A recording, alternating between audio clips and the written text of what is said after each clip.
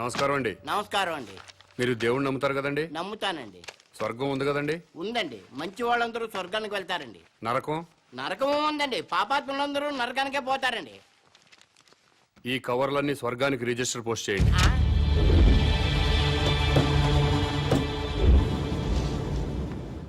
Register post ఎక్కడికి చెయ్యాలి బాబు? స్వర్గానికి sir.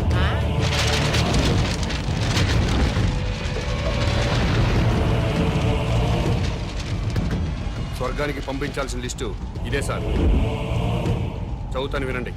First Shri NT Ramarao గారు,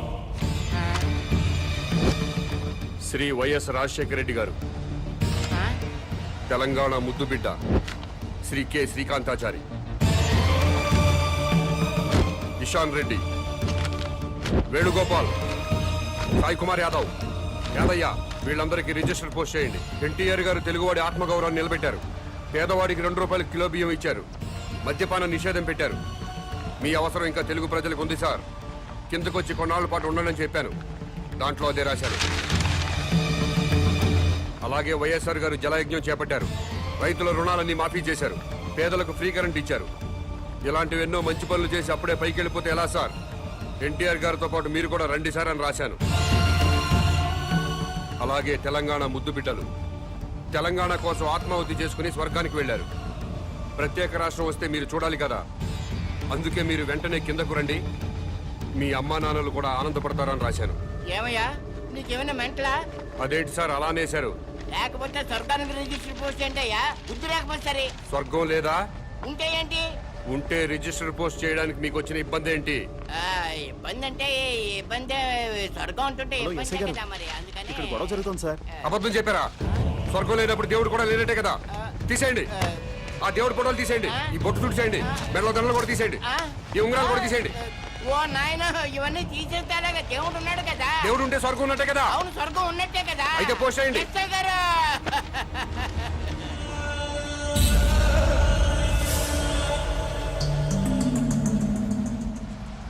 ఎన్టీ రామారావు గారికి, వైఎస్ రాజశేఖర రెడ్డి గారికి, తెలంగాణ అమరవీరులందరికీ కూడా అదిగో ఆ ఉత్తరాలన్నీ రిజిస్టర్ పోస్ట్ చేయమని తినేస్తున్నాడండి బాబు. అలాగే నన్ను కాపాడండి బాబు.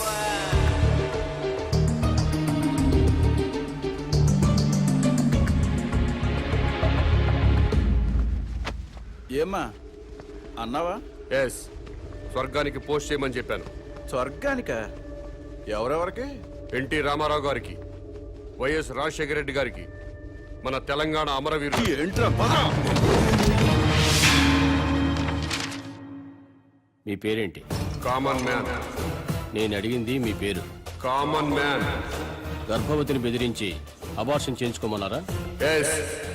స్వర్గంలో ఉన్న ఎన్టీ రామారావు గారికి, వైఎస్ రాజశేఖర రెడ్డి గారికి రిజిస్టర్ పోస్ట్ చేయమన్నారా? ఎస్.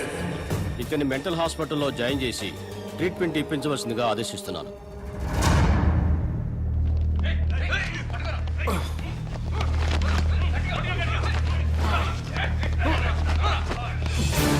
తీసుకురండి.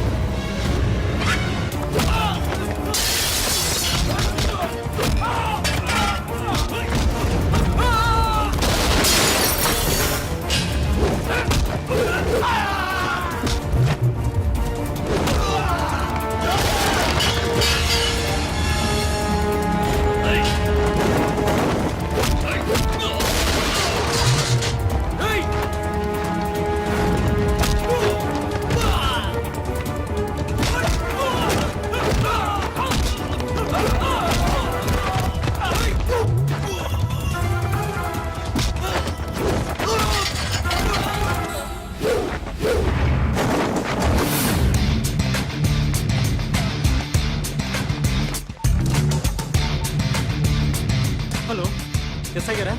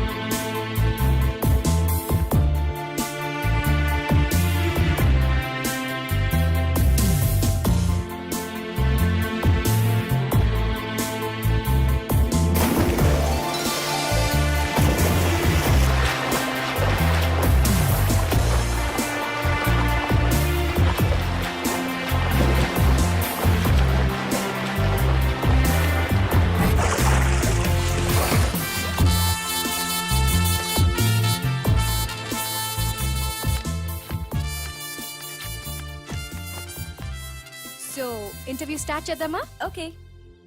ఈ రాష్ట్రానికి మీ నాన్నగారు ముఖ్యమంత్రి, మీరు పాలిటిక్స్ లో పిహెచ్డి చేస్తున్నారు. మీకు కూడా రాజకీయాల్లోకి రావాలని ఆసక్తిగా ఉందా? నో వే, నాకు పాలిటిక్స్ లో 1% కూడా ఇంట్రెస్ట్ లేదు. లేనప్పుడు ఎంబీబీఎస్ ఇంజనీరింగ్ చదవకుండా పాలిటిక్స్ ఎందుకు చదువుతున్నారు? దేశంలో డజన్ల కొద్దీ చీఫ్ మినిస్టర్లున్నారు.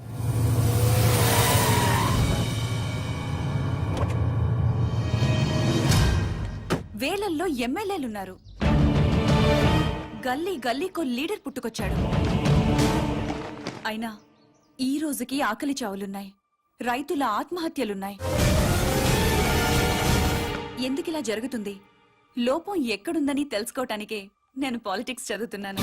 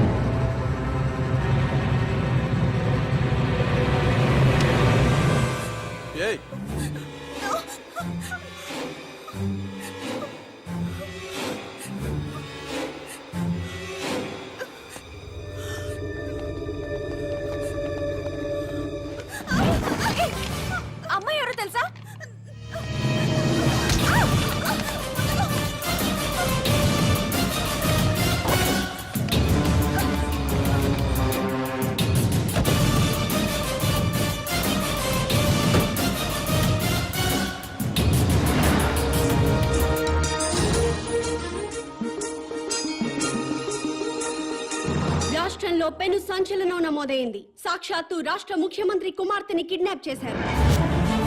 ముఖ్యమంత్రి కుమార్తెతో పాటు ఒక ప్రముఖ న్యూస్ ఛానల్ రిపోర్టర్ సునీత కూడా కిడ్నాప్ కి గురైంది.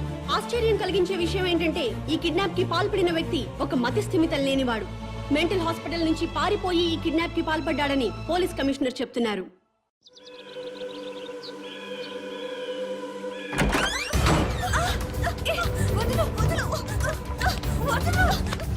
ఎక్కడికి తీసుకెళ్తున్నావు?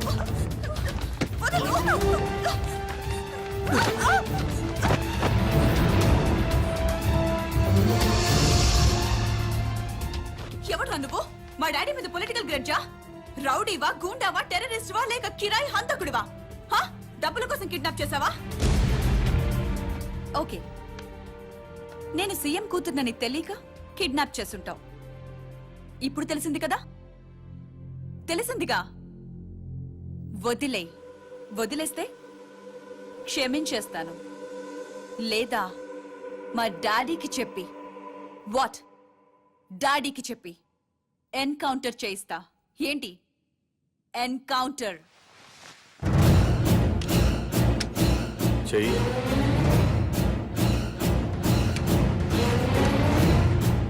బాస్ ఎన్కౌంటర్ చేయమన్నారు, చెయ్యాలి కదా.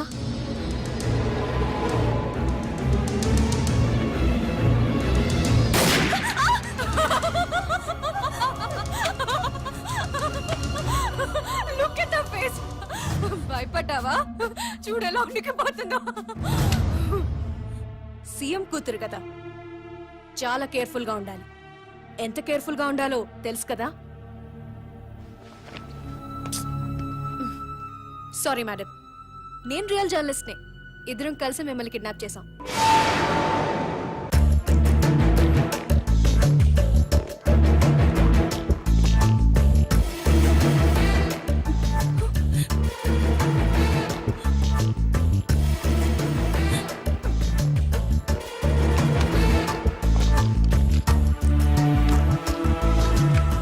Best of luck. సార్, మీ అమ్మాయి కిడ్నాప్ కి కారణం ఏమై ఉంటుంది అనుకుంటున్నారు? అసలు ఈ సంఘటన ఊహించలేకపోతున్నాను. నాకు కానీ మా కుటుంబానికి కానీ ఎవరితోనూ వ్యక్తిగత కక్షలు లేనే లేవు. సార్, మీ అమ్మాయికి లవ్ అఫేర్ ఏమైనా ఉందా? ప్రేమ గీమ ఏమీ లేదు. రాజకీయ కక్షలుండే అవకాశం ఏమైనా ఉందంటారా? నాకు శత్రువులు ఎవరూ లేరు. దర్యాప్తు పూర్తయిన తర్వాత వివరాలు మీకు తెలియజేస్తాను.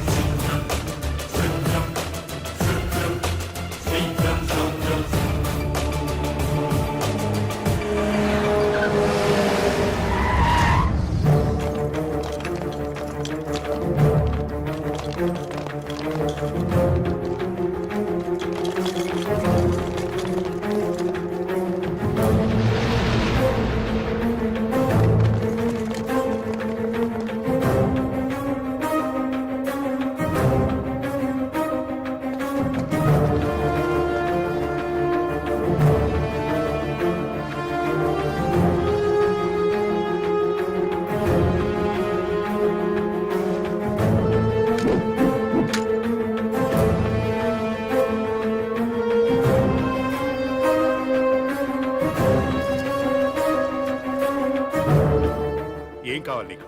ముఖ్యమంత్రితో మాట్లాడాలి.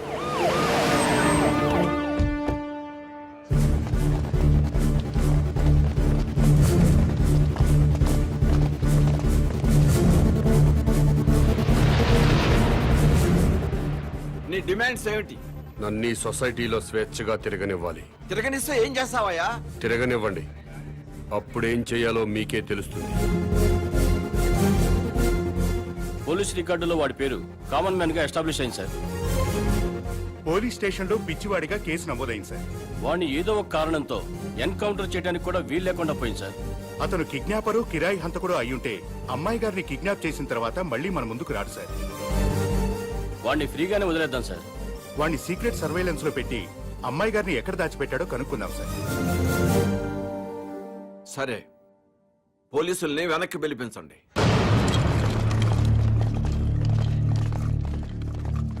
ఇక్కడంతా ఏదో మిస్టరీగా ఉంది దీప్తి. కిడ్నాపర్ ని వెంటనే అరెస్ట్ చేసే అధికారం ఉన్నా పోలీసులు ఎందుకు మౌనంగా ఉన్నారో, ముఖ్యమంత్రి ఎందుకు యాక్షన్ తీసుకోవటం లేదో అంతా మిస్టరీ అనే చెప్పొచ్చు దీప్తి.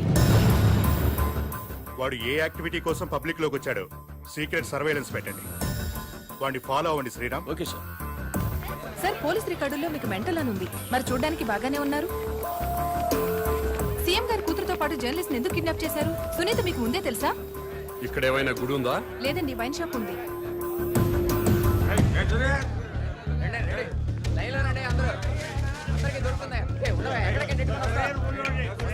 ఇది వరకు ఏరియాకు ఒక వైన్ షాప్ ఉండేది, కానీ ఇప్పుడు బజార్కు ఒక బ్రాందీ షాప్ పెట్టారు. అడిగిన వారికి అడిగినట్లుగా బ్రాంతి షాపులకి పర్మిషన్స్ ఇచ్చేస్తున్నారు. ఈ సిటీలో వైన్ షాపుల వల్లే సగం ట్రాఫిక్ జామ్ ఎక్కువ అవుతుంది. ఈ విషయంపై ప్రతిపక్షాలు ఎంత మొత్తుకున్నా ప్రభుత్వంలో చలనం లేదు. చలనం ఉండదు. ఇది మొద్దు నిద్ర ప్రభుత్వం. ఇది మొద్దు నిద్ర ప్రభుత్వం, పట్టించుకోని ప్రభుత్వం అంటున్న ప్రతిపక్ష నాయకుడితో పాటు మంత్రి గారు కూడా మనకి లైవ్ లో అందుబాటులో ఉన్నారు. నమస్తే జానకిరామ్ గారు.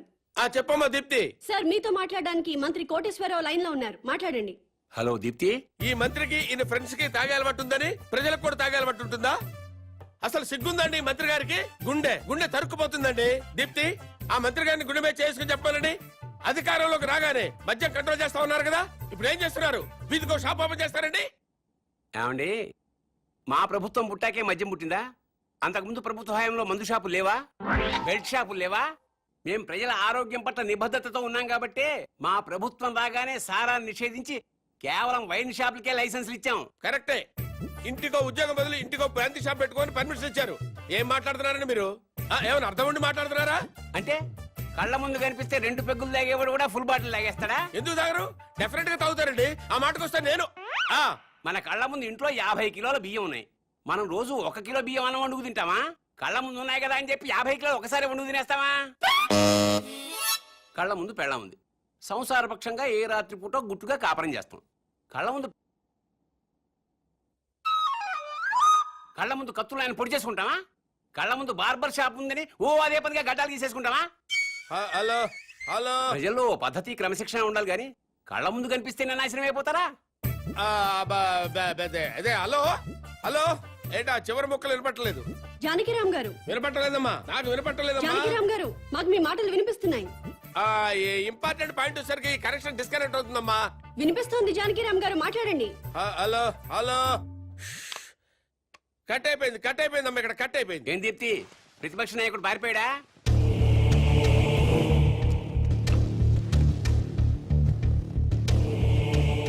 మీరు కామన్ మ్యాన్. నమస్కారం అండి. నమస్తే. నేను కొత్తగా వ్యాపారం స్టార్ట్ చేయబోతున్నాను. అవునా, చాలా సంతోషం అండి.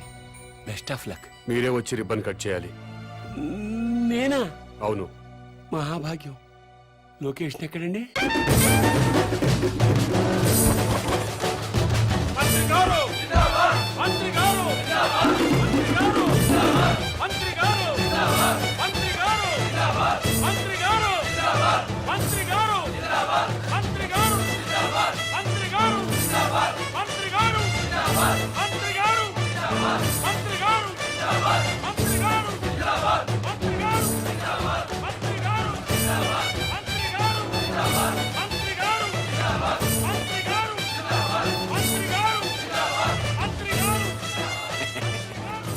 ముహూర్తం టైం అయిపోతుంది. ముందుగా నేమ్ బోర్డు ప్రారంభోత్సవం చేయండి. ఈ కామన్ మ్యాన్ గారు చేపట్టిన వ్యాపారం నా చేతుల మీదుగా ప్రారంభమవుతున్నందుకు ఆనందపడుతూ గర్వపడుతూ తన్మయత్వం చెందుతూ లాగుతున్నాను. చప్పట్లు కొట్టండి, కొట్టండి, కొట్టండి అయ్యా.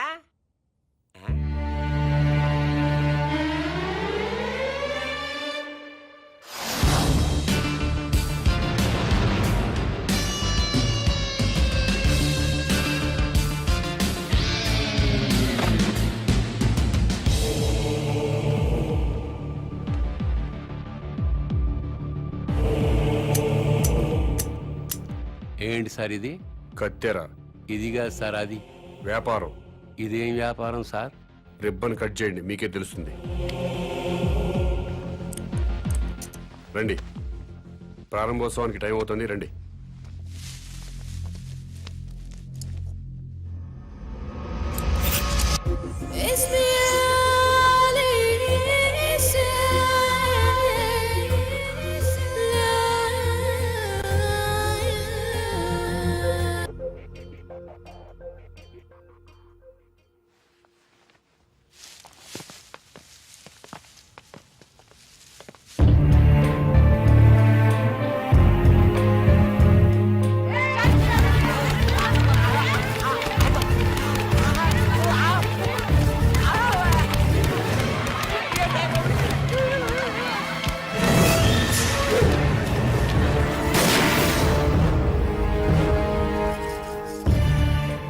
ఆవేశపడ్డం మాని మీకు వచ్చిన బాధ ఏంటో చెప్పండి, సమాధానం చెప్తాను. నువ్వు అసలు మనిషివా పశువా? నువ్వు మంత్రివా బ్రోకర్వా? ఏ విధమైన ఇలాంటి వ్యాపారం పెడతాడా? అంతే మరి. ఆడదాన్ని ఉసురు పోసుకుంటే నాశనం అయిపోతావురా. ఈ వ్యాపారం పెట్టుకుంటే ఏంటి తప్పు? సొసైటీ నాశనం అయిపోతుందిరా ఎదవా. ఆరోగ్యాలు నాశనం అయిపోతాయిరా. ఏడ్సొచ్చి జనాలు శవాలైపోతారా. బ్రాందీలు విస్కీలు తాగి జనాలు శవాలు కాటలేదా? ఆడవాళ్ల తాళిబుట్లు తెగట్లేదా? తాగిన మొత్తులో కన్న కూతుళ్ళనే రేప్ చేసిన వాళ్ళు లేరా? మరి మీరు ఈ బ్రాందీ షాపులు ఎందుకు మూయించటం లేదు? దేశం మొత్తం మందు అనేది లేకుండా ఎందుకు చేయట్లేదు? ఈ సిగరెట్లు తాగి ఊపిరితిత్తులు పాడైపోయి చాలా మంది చస్తున్నారు. పాన్ పరాగులు గుట్కా ప్యాకెట్లు తింటున్నారు. ఎంతో మంది నోటి క్యాన్సర్తో చస్తున్నారు. వీటిని బ్యాన్ చేయమని మీరు ఎందుకు ఉద్యమాలు చేపట్టడం లేదు? ఈ సమాజంలో వ్యభిచారం ఎంత ప్రమాదమో బ్రాందీ సిగరెట్లు గుట్కాలు కూడా అంతే ప్రమాదం. మీరు ప్రజలు మేలు కోరే ప్రజా సంఘాలు అయితే వీటన్నిటినీ దేశంలో లేకుండా చేయండి. అప్పుడు నేను ఈ వ్యాపారం మానుకుంటాను. మీరు చెప్తున్న మందు షాపులు, సిగరెట్లు, గుట్కా వ్యాపారాలు ప్రభుత్వ పర్మిషన్ తీసుకుని లీగల్ గా పెట్టుకునేవి. మీ వ్యాపారానికి పర్మిషన్ లేదే. నాకు కూడా పర్మిషన్ ఇప్పించండి సార్. ప్రభుత్వం పర్మిషన్ ఇచ్చాక పెట్టుకోండి, అప్పటిదాకా మూసుకోండి. ముందుగా ప్రభుత్వ పర్మిషన్ లేకుండా అక్రమంగా కట్టుకున్న ఇళ్లను క్రమబద్ధీకరణ చేయట్లేదా? అలాగే నా వ్యాపారాన్ని కూడా క్రమబద్ధీకరణ చేయండి. త్వరలో ఈ వ్యాపారానికి స్టేట్ మొత్తం బ్రాంచీలు పెడుతున్నా. బెల్ట్ షాపులు కూడా తెరుస్తా. ఈ వ్యాపారానికి belt షాపులా? Don't ask where I am. Yes, I'll let you know everything detailedly. Hello, ఏంటి? టాయిలెట్ కి వెళ్ళాలి. వెళ్ళు. బాంబ్ తో ఎలా వెళ్ళను?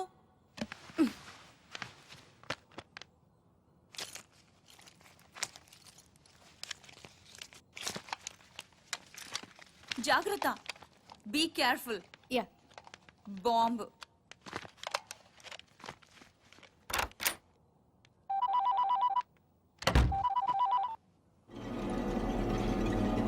అవును. Very good. సరే, నేను ఇక్కడ ఉన్నట్టు నువ్వు ఎవరికి చెప్పక, అర్థమైందా?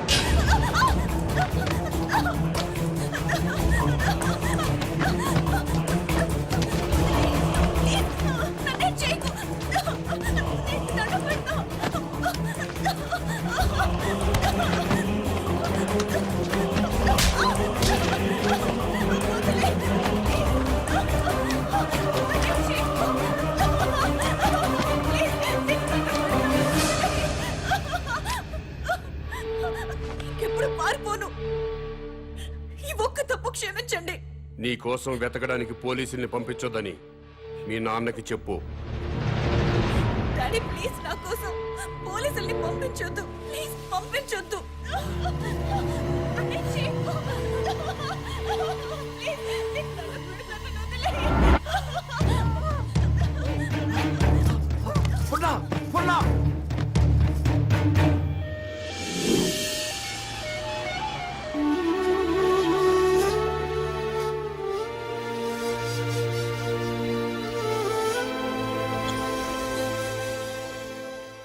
వాడి డిమాండ్స్ ఏమిటో తెలిసిన తర్వాత మూవ్ అవుదాం. అప్పటి వరకు అమ్మాయిని గురించి వెతకటం మానేయండి. అలాగే సార్. కూతురు కిడ్నాప్ అయిందన్న ఆందోళనతో సీఎం గారు అలా చెప్పుంటారు. కనీసం కామన్ మ్యాన్ అనేవాడు ఎవడో తెలుసుకోవటం మన డ్యూటీ. వాడిని ఫాలో అవ్వండియ్యా. ముఖ్యమంత్రి గారమ్మాయి కిడ్నాప్ ఉదంతం రాష్ట్ర రాజకీయాలని కుదిపేస్తోంది. కిడ్నాపర్ ని పట్టుకోలేకపోవడం సిగ్గుచేటని ప్రతిపక్షాలు దుమ్మెత్తిపోస్తున్నాయి. ఈ విషయం గురించి చర్చించడానికి మంత్రి లోకేశ్వరరావు, ప్రతిపక్ష నాయకుడు జానకిరాం లైవ్ లో సిద్ధంగా ఉన్నారు. మంత్రి గారు నమస్తే. నమస్తే. చెప్పు దీప్తి. ముఖ్యమంత్రి గారి కూతురి కిడ్నాప్ గురించి మీతో మాట్లాడడానికి ప్రతిపక్ష నాయకులు జానకిరాం ఫోన్ లైన్ లో సిద్ధంగా ఉన్నారు. ఏం మాట్లాడతాడంట? మాట్లాడమను. మానభంగం జరుగుతుంది ఒక ఆడకూతురు కాదండి, ఒక రాష్ట్రానికి, ఒక ప్రభుత్వానికి, ఒక అసమర్థతకి. నీ బాధ చూస్తాంటే ఆ మానభంగం నీకు జరిగిందనుకుంటున్నా. రాష్ట్రంలో 1,00,000 మంది పోలీసులు ఉన్నారు, ఒక కిడ్నాపర్ని పట్టుకోలేరండి. మీరు ప్రభుత్వంలో ఉన్నప్పుడు కిడ్నాపులు జరగలేదా? మానభంగాలు జరగలేదా? భూకబ్జాలు జరగలేదా? వాళ్ళందరినీ పట్టుకున్నారా? చెప్పోయా. Hello hello. ఈ హలో హలో డ్రామాలు చాలా చూసాం గానీ పాయింట్కి రా. హలో, మైక్ మైక్ పని చేయటం లేదు. నీకేం పని చేయవని మాకు తెలుసు గానీ ఓ పని చెయ్యి. నిన్ను ఒక వారం రోజులు ముఖ్యమంత్రిని చేస్తాం. కిడ్నాప్ అయిన ముఖ్యమంత్రి కూతురుని తీసుకొస్తావా? నువ్వు తీసుకొస్తే మేము రాజకీయ సన్యాసం చేస్తాం, లేకపోతే నువ్వు రాజకీయ సన్యాసం చేస్తావా? చెప్పు. చేస్తాను, నన్ను ముఖ్యమంత్రి చేయండి. నువ్వు కూడా సీఎం అయిపోదామనే ఏంటి? ఎలసలు గెలకుండానే 24 గంటల కల్లా గంటలో అమ్మాయి నేను ఇక్కడ తీసుకొస్తాను, లేకపోతే నా రాజకీయ జీవితానికి. కరెంట్ ఇప్పుడే పోవాలా? అమ్మ టైం అంటూ లేదురా, ఎప్పుడు తీసేస్తున్నారు. ఏ ప్రభుత్వం అయినా కావాలని పవర్ కట్ చేయదు బ్రదర్. రాష్ట్రంలో అందరి అవసరాలు తీర్చాలి కదా. పవర్ ఉన్నంతలో రైతులకు ఇవ్వాలి, ఇండస్ట్రీలకు ఇవ్వాలి, గ్రామాలకు అందించాలి. కాబట్టి కరెంటు పోయినప్పుడల్లా ప్రభుత్వాన్ని తిట్టుకోవడం కరెక్ట్ కాదు బ్రదర్. Good night.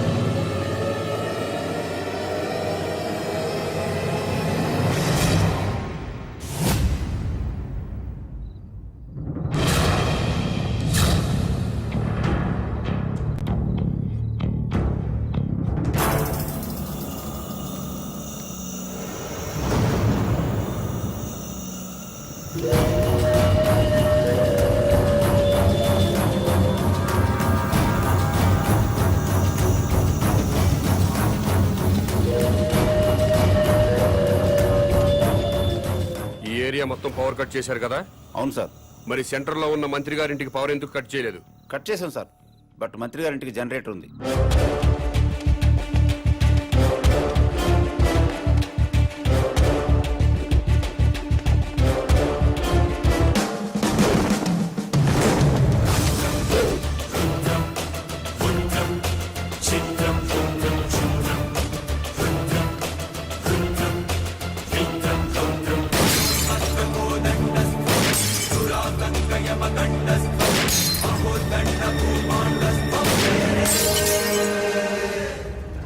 ఏమైందయ్యా?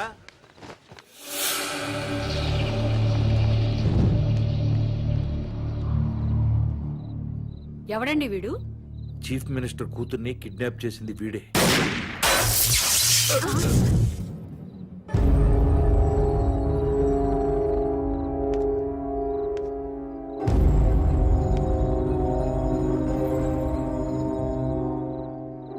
ఈ ఏరియాలో ఉన్న ప్రజలందరి ఇళ్లలో కరెంటు పోయింది. మంత్రివి, మీ ఇంట్లో మాత్రం కరెంటు ఉండటంలో అర్థం ఏంటి? ఈ 2 గంటలు ప్రజలు కరెంటు లేక అవస్థలు పడుతున్నప్పుడు మంత్రివి, మీ ఇంట్లో మాత్రం పవర్ కట్ లేకుండా ఎంజాయ్ చేయడం న్యాయమేనా? మా ఇంటికి అక్రమ కనెక్షన్ ఏమీ లేదు. జనరేటర్ అధికారులే పెట్టారు. మంత్రివి, మీ ఇంట్లో జనరేటర్ పెట్టినప్పుడు నిన్ను ఎమ్మెల్యేగా గెలిపించిన ప్రజల ఇళ్లలో ఎందుకు జనరేటర్స్ పెట్టలేదు? ఏ మీరు ప్రజల కంటే గొప్పవాళ్ళా? మీరు ఎప్పుడు పడితే అప్పుడు కరెంటు కట్ చేసినా ప్రజలు ప్రభుత్వానికి సహకరిస్తున్నారు. కరెంటు పోయి మళ్ళీ వచ్చేదాకా చెమటలు కక్కుకుంటూ అవస్థలు పడుతున్నారు. మరి మీరెందుకు కరెంటు పోయినప్పుడు ప్రజల్లాగా అవస్థలు పట్టలేదు? ప్రజలకి పవర్ కట్ చేస్తూ మీ నాయకులు మాత్రం జనరేటర్స్ తో, ఏసీలు, ఫ్రిడ్జ్లతో ఎంజాయ్ చేయడం తప్పా కాదా? ఎస్, తప్పే.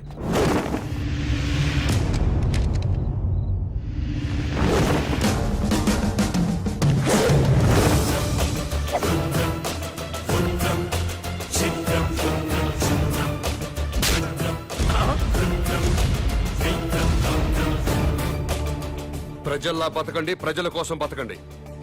ప్రజలు నవ్వినప్పుడే మీరు నవ్వండి, ఏడ్చినప్పుడు మీరు ఏడవండి. ప్రజలు బాధలు పడుతున్నప్పుడు ఆ బాధలు పంచుకుంటూ సేవ చేసినప్పుడే ప్రజాసేవకి అర్థం సార్.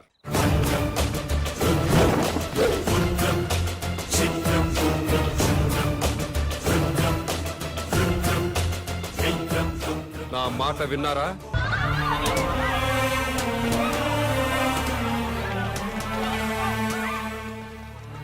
నా మనవడు సార్, నా మనవడు బస్తీలో కార్పొరేషన్ పైపుల్లో వచ్చే మంచినీళ్లు తాగి చచ్చిపోయాడు సార్. అవి ఇలాంటి మంచినీళ్లు కావు సార్, డ్రైనేజీ వాటర్ కలిసిన మంచినీళ్లు.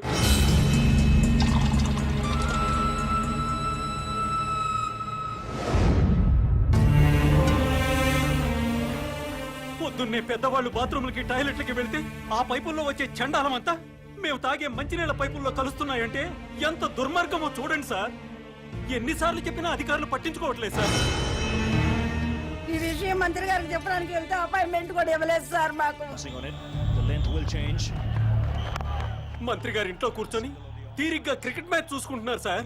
కనీసం మంత్రి గారు ఫోన్ లో అయినా దొరుకుతారేమోనని ఫోన్ చేశాం సార్. మంత్రి గారు ఢిల్లీ క్యాంప్కి వెళ్ళారండి, వారం రోజుల తర్వాత వస్తారు. మంత్రి గారి ఫోన్ ఎత్తి మంత్రి గారు ఢిల్లీ వెళ్ళారని చెప్పారు సార్. ఏం చేయాలో తెలియక అధికారులను నిలదీద్దామని వాటర్ బోర్డు ఆఫీస్కి వెళ్ళాం సార్.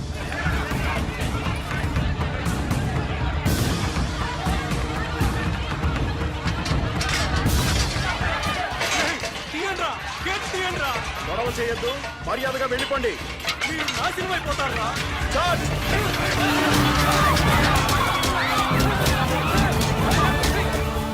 చనిపోయిన పిల్లాడు సమాన్ కూడా కొట్టారు సార్.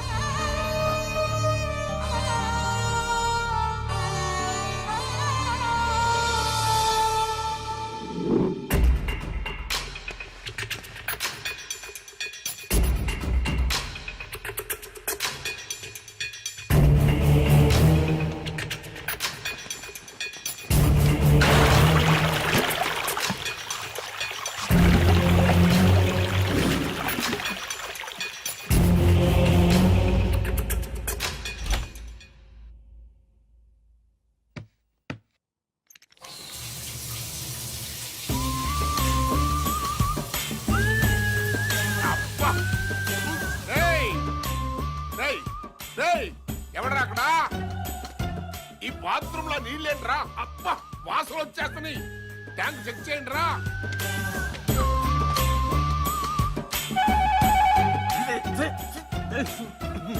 అన్నా, ట్యాంక్ లో డ్రైనేజ్ వాటర్ ఉందన్నా?